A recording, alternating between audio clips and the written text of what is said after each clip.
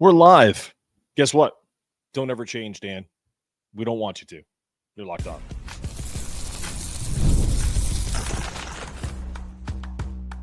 You are Locked On UConn, your daily podcast on the UConn Huskies, part of the Locked On Podcast Network, your team every day. Thanks for making Locked On UConn your first listen every day. We are free and available wherever you get your podcasts and on YouTube, part of the Locked On Podcast Network, your team every day. Before we dive into today's show, just wanted to come home to say how thankful we are for all of you. We appreciate all of your support. We're at 6,500 subscribers and counting. I think it's more than that now, but we're proud to say we're the only daily podcast covering the UConn men's and women's basketball, the hoops capital of the world. We're going to do a women's show right after this. So stay tuned for that pregame as well. If you're enjoying the show, take a moment to subscribe, follow, leave a review wherever you listen. Thanks again for making Locked On UConn your first listen every day. All right, I wanted to do a live show today because just seen so many people talking about this Dan Hurley stuff. Dan Hurley shouldn't change. If you saw the thumbnail to this episode, and it'll be out later when I put it out there in the world, there's a great Billy Joel song that I'm sure he knows very well. It's that "Don't go changing to try to please me. It never went this way before." I think you guys understand it, right? There is absolutely no change for Dan Hurley. Don't do it. In fact, he should ramp it up even more. You're the face of college basketball. When was the last time anyone or anything was on First Take when it came to college basketball? You're bringing attention to the sport. You're bringing celebrity. You're bringing an interesting person, whether you want to be called the villain, whether you're the hero of the story. It doesn't matter. It's eyeballs to college basketball that has the hardest time getting out of its own way when it comes to marketing itself. So now you have a two-time national champion back-to-back who is arguably, not in my opinion, but this is just what people say, arguably the best coach in the country. No, he is the best coach in the country. He's the best coach in the country. He is by far and away the best evaluator of talent. He is built a program that was in shambles after Kevin Ollie debacle, and he is in exactly the place he should be because Connecticut fans, we're insane. We're crazy. That's okay. He's found his tribe. All the Purdue fans, the Indiana fans, the Illinois fans, if you don't like it, we don't care. Like, we just don't. We're going to make fun of you about it. We're going to be in your mentions all the time, which I guess you consider that rent-free. If anything, it's just a further example of how dedicated we are because we are ride or die for Dan Hurley. And I expect the trolls over at Field of 68 to have their takes. But for me, there's no possible way Dan should ever dial it down. Whether Goodman calls him disgusting, this is from a guy who went after a student and told him that he was going to make him go to jail. How good do you look in orange? Like, all of that stuff. That behavior is disgusting. Not losing your mind in the fit of passion because you're, pissed off about a call. That's not disgusting. Newsflash, referees, although they're humans, according to Jeff Goodman, no, really? They're human beings? I didn't know that. So glad he cleared that up for us.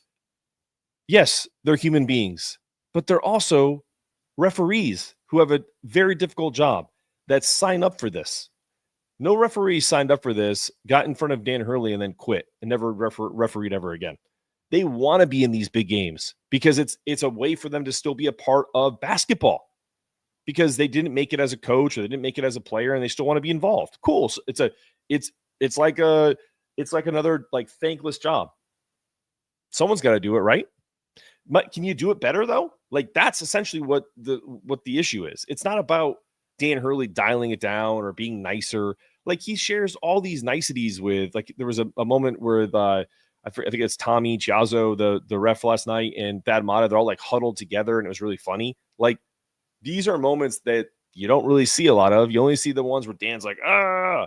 But to his point in the post-game press conference, Did you catch any Dad Mata histrionics? He had his share. That wasn't a really well officiated game. I remember going back to Maui when Hubert Davis, who doesn't even swear, like he's religious, he is a God-fearing man that believes if he swears, it's like a sin or whatever. Okay. He was literally at half court freaking out in Maui. But of course, the story is Dan Hurley because, he falls on the ground or he's berating an official. It is what it is. Dan says it flat out in his press conference. There hasn't been a team that's won as much as them that's got as bad of a whistle as they've gotten. They have 100 more. The opposing teams have shot 100 more free throws than UConn this year. 100 in 5 games. The only game that they got destroyed in was the Dayton game when it looked like Liam couldn't move and they just kind of just got shell shocked. It's the worst game they lost. Every other game has been a 1-possession game. So it begs the question, if this team was getting a fair shake, a fair whistle, would they be undefeated? Would they have 1 loss? Would they have 2 losses? Would they still be in the top 10? Bad officiating has consequences. This isn't about whining about calls. This is just about just call it straight up. That's the biggest issue. Dan's right. He's 100% right. So it's sad but true if this is an integrity issue with refs that their feelings are hurt and that the Jeff Goodmans of the world and the Rob Dousters of the world and the Robbie Hummels of the world, Gary Parrish to some extent, are essentially, continuing to stoke the flames. And I get that. That's part of, unfortunately, that's part of kind of, in myself too, how people who do content online and how they make their living, they kind of have to say, Dan Hurley's latest tirade, and that kind of gets eyeballs to the show, and then they can talk about it, and then they can have measured takes, or they can have hot takes or whatever. But we've seen this before with legendary coaches. Coach K used to turn his press conferences to snarky lectures. Remember when he did that to his there was a student reporter who asked a question that was probably a little weird or whatever, and instead of just answering it the way he should, like a normal human being, he turned it into hey, you should do this, blah, blah, blah. You should go look it up. I've asked Coach K a question. He wasn't exactly cordial to me because I brought up a subject that he wasn't exactly fond about how they never played any road games until they got into the ACC. They played neutral site games at the United Center, at Madison Square Garden, other big time spots, right? In Kansas City, etc. But they would never travel to a campus to go play because that would be difficult for them. Coach K set up his schedule the way he wanted it, and he was unapologetic. One thing that Dan Hurley can learn from Coach K about is to set boundaries. Do not give access to the people of Field of 68 anymore. John Fanta, I almost don't even make him a part of that because he works for Fox too. I'm talking about the Dousters of the world. Do you think Andrea Hurley is going to go on Rob Douster's show anymore? And if she does, good for her. Maybe she can slap him around a little bit and be like, dude, why are you getting on my husband? What is wrong with you? Let me handle him. I'll take care of it. I don't need you and Jeff to worry about his behavior. You're grown men. That's my biggest beef. So the reality is Dan Hurley embodies what college basketball needs right now. Someone who isn't afraid to speak the truth, to fight for his team, whether he's right or wrong, keep pushing the envelope. The sport is better because of him. And the sooner the people realize that, the better. Instead of nitpicking every reaction, every comment, every outburst, maybe it's time to appreciate the fact that someone still cares enough to put it all on the line every single night versus quitting because someone is getting NIL money. Yes, I'm talking to you, Jim Larinaga, and I'm talking to you, Tony Bennett.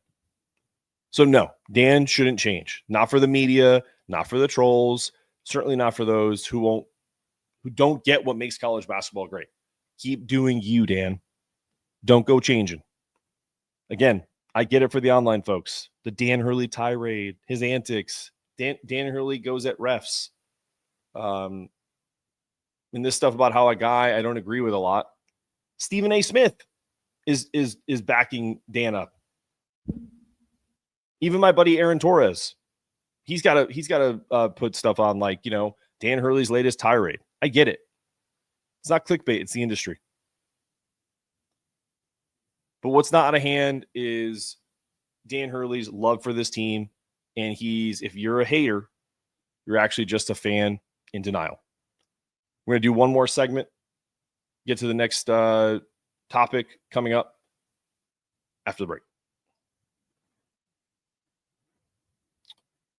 Our old friends at PrizePicks. This message is brought to you by them, the place to get real money sports action with over 10 million members and billions in winnings. PrizePicks has changed the game in daily fantasy sports, whether it's the playoffs or regular season.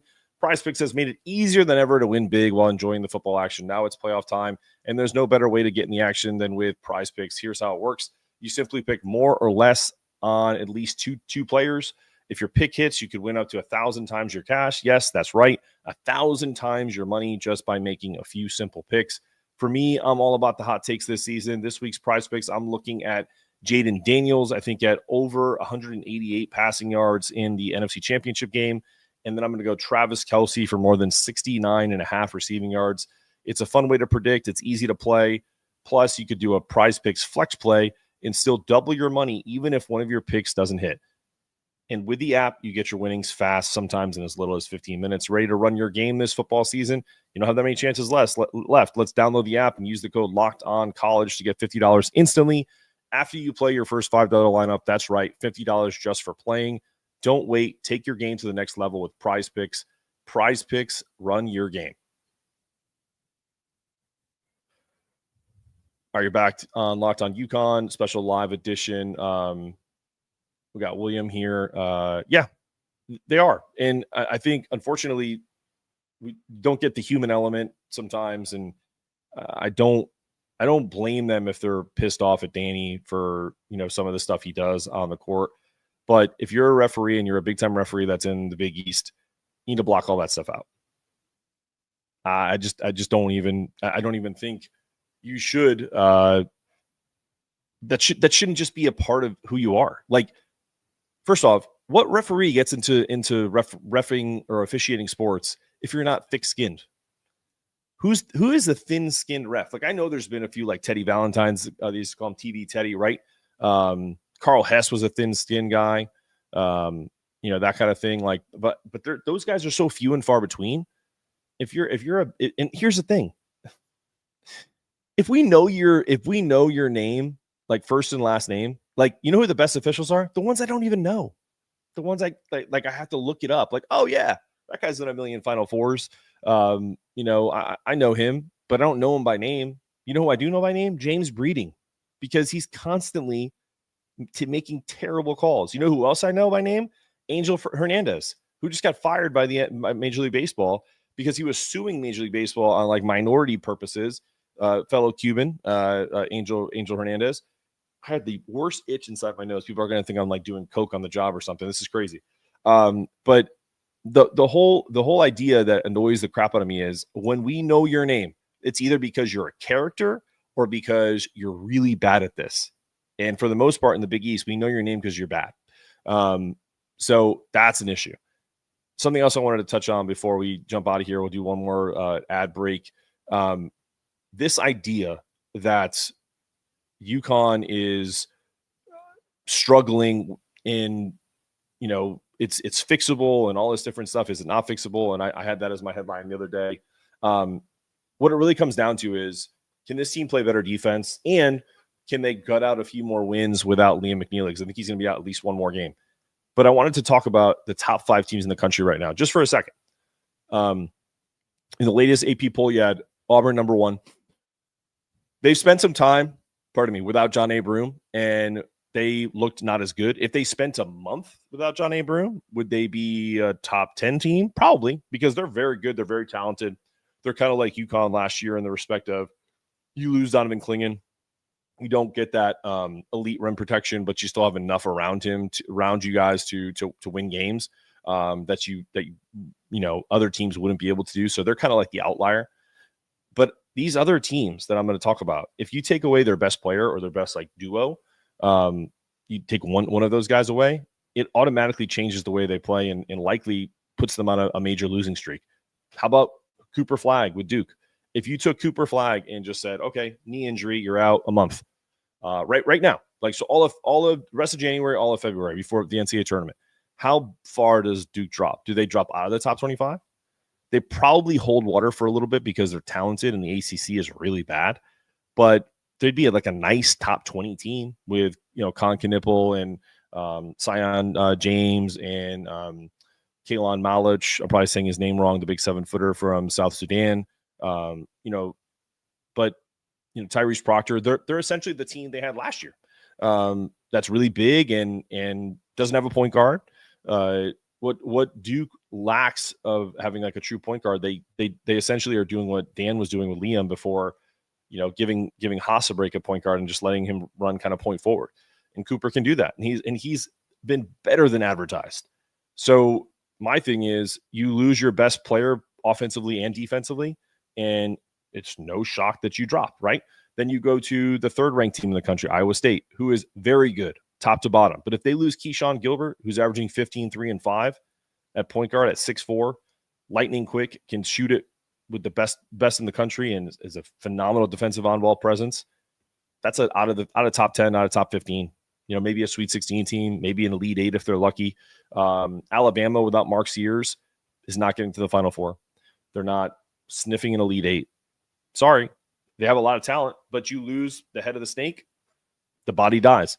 And then number 5, Florida. They have 2 guys who are essentially, I think, equally as good with Elijah Martin and Walter Clayton Jr. If you lose one of those guys, just pick one. So let's say Elijah Martin hurts himself, sprains his ankle, is out for 3 weeks. Florida is dropping in the polls, especially in the SEC. They are losing like 4 straight because you can't lose an alpha and expect to just kind of, it's not normal. What UConn did in the years of 2023, 22 and 3 and 23, 24 in those title runs is not normal to college basketball. I'm sorry. It just isn't. So I wanted to touch on that really quickly. We're going to take another quick break for our new sponsor, Talkspace, and then we'll be back to close the show coming up after this. Therapy is a game changer. It can help manage stress, improve sleep, and communicate more effectively. But finding the right therapist and fitting sessions into a busy schedule can be challenging. That's where Talkspace comes in. Talkspace is the leading virtual therapy provider, makes getting help that you need easy, accessible, and affordable. With Talkspace, signing up is simple. You can match a licensed therapist who fits your needs, usually within 48 hours, and it's convenient. You can have sessions from the comfort of your home and even message your therapist between appointments. Plus, Talkspace is covered by many insurance plans, and for most insured members, there's a $0 copay. It's never been easier to prioritize mental health. As a listener of this podcast, you'll get $80 off your first month with Talkspace when you go to Talkspace.com. So that's Talkspace.com/LockedOnCollege and enter promo code SPACE80.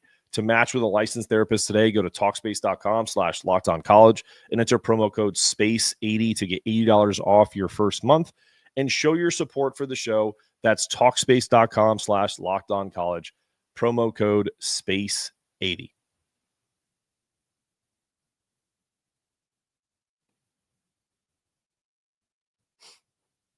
I'll be honest with you guys. I know plenty of people who do online therapy, and if it wasn't online, they wouldn't do it. So if you need someone to talk to and there's no copay and it's pretty cheap a month, you get $80 off initially.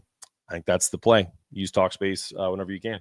Okay, so we're on to Xavier. This game to me is another can't lose game. You got to win this game on the road. They just beat Marquette at home. They're going to be chomping at the bit to get another big time win. Let's take a look at where they're at in terms of the net rankings and if they have any shot of making the tournament. Let's see, where's Xavier at? They're at 54. So they're like kind of a quintessential bubble team, and they're 1-6 in quad ones. This will be another quad one opportunity for them. It'll be a quad one opportunity for UConn too, because Xavier is in the top 75 and it's on the road. So it's a big game for both teams because UConn dropped to 34 with their narrow victory against Butler, because Butler is like 90 something, 87th. Butler actually lost and moved up in the net ranking. Let me tell you something. The net rankings are kind of a joke, and I'm going to tell you why. Let's look at Wake Forest versus North Carolina last night. Wake Forest didn't dominate the game. They ended up winning by 1 at home. They're 77th in the net, and they moved up 3 spots. Wake Forest is 15-4. They're 3-3 on the road. They're 1-4 in quad 1 games. They're 7-0 in quad 3 and 6-0 in quad 4. So they're not doing themselves any favors by not winning bigger games. That was a quad 1 win by beating North Carolina. And what's North Carolina ranked, by the way? Let's see. 38th in the net. So they just got beat by 1 on the road to the 74th apparently ranked team, or 77th at the time, and they didn't go anywhere. How does that work? Explain this to me. What's that line from what's it from I think Denzel Washington plays an attorney in Philadelphia, where he's like, explain it to me like I'm a 5-year-old. Like, there are some things that I understand about predictive metrics, and that's why I talk to guys like Evan Miyakawa, because he's smarter than me in that regard, and I listen to him. But there's also some things that advanced metrics can learn from people who understand basketball on the kind of the cellular level and understand like how it works. If I beat you on my home floor and then you beat me on your home floor, we're probably even. We're probably the same, about the same level of team. But if Wake Forest then goes to North Carolina this year and beats them again, which I think is very possible, North Carolina shouldn't be anywhere near 38 in the net. You're trying to tell me this North Carolina team that's 12-8 is only 4 spots better than UConn? This is that's a real thing. My old buddy at Cincinnati, Wes Miller, I've watched them play a bunch this year. They're 12-6 right now. They shouldn't even be in the same stratosphere as UConn in terms of the way they play. UConn's defense is awful, but Cincinnati's offense is worse than UConn's defense, in my opinion. Anyway, I digress. I don't mean to like crap on people's teams. It's just when you watch basketball, you just can't tell me that this team is even close. Pittsburgh is not better than UConn. There's not. If UConn played at Duke right now, they'd probably get beat on Duke's home floor. But there's no way they lose by 35 points the way Pittsburgh did. Well, they didn't score for the last 8 minutes of the game. It just wouldn't happen. These are just things that really frustrate me about just net rankings in general. So it's a big game. UConn's got to win it. I want them to end this kind of Liam lapse strong, and I think that they have an opportunity to do that with a win against Xavier. Kind of don't look them past them, win against DePaul, and then set up a nice matchup with Marquette before I travel up to see the St. John's game. I want them to win their next 3 games. Simple as that. All right, guys. This has been another episode of Locked on UConn. I love doing a quick live show like this every once in a while. What is this? Charles, my problem with those other shows is everything lacks major context, and it's about clicks. It's also always emotional, like UConn offended them personally. That is true. Charles, that's a great point. And I didn't bring that up because, sometimes I truly am not into personal attacks. I'm only doing it based off of their reaction to this is like personal to them. Like that's such a phenomenal point that I didn't even realize like how to crystallize it. So Charles, I appreciate you. Let's hope the D in your last name is for defense, and UConn plays a bunch of defense against Xavier. And as far as like the clicks go, you're right. I think sometimes people get caught up in quote unquote clickbait, but as long as you click it and then you're being informed or learning something on the back end of that, maybe they're trying to get you to listen to something for a longer period of time, and but you should at least get something out of it. So great point. William, as always, you're my quintessential everydayer, so appreciate you. Charles, thanks for chiming in. There's been another episode of Locked on UConn. I'm your host, Mark Zanetto, asking you to stay locked in, stay connected, and make sure those toughness meters are always rising. And as always, go Huskies. Go Huskies.